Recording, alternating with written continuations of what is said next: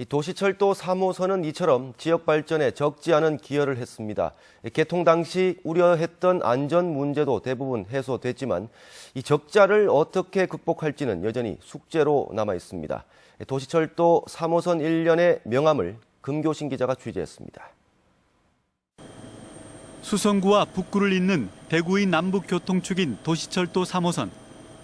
지난 1년간 3호선 역세권은 변화가 두드러졌습니다. 대구 도시철도공사가 분석한 결과를 보면 3호선 역세권의 부동산 가치는 1, 2호선보다 평균 7% 더 올랐고 3호선 주변 백화점, 대형마트의 매출은 8에서 19% 늘었습니다. 전통시장의 호황은 말할 것도 없습니다. 도시가 좀 확장되고 균형 발전한다 하는 그런 부분들이 서서히 보이면서 실제 3호선 선로 주변에 건물들이라든지 이런 게 많이 들어서고. 안전 문제도 양호했습니다. 지난 1년 동안 3호선의 지연 운행은 모두 3차례로 2호선 개통 1년간 24건에 비하면 8분의 1 수준에 불과했습니다. 개통 초기 나타났던 일부 문제도 인력 보강 등을 거치면서 대부분 보완됐습니다.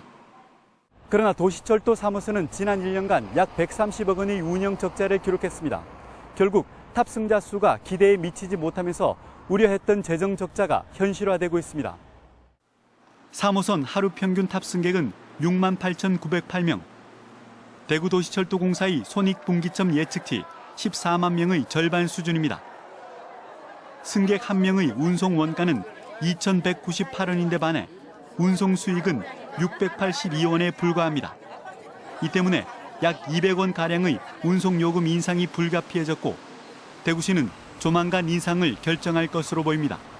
대중교통 중심으로 가기 위해서 가장 핵심적인 정책은 무조건 공급을 늘리는 게 아니고 이제 수용차에 대한 어떤 그런 수요 관리, 그러니까 도심이라든가 이런 지역에 수용차의 진입을 제한한다든가. 올 한 해 예상되는 대구시 대중교통 재정 적자만도 무려 2,300억 원.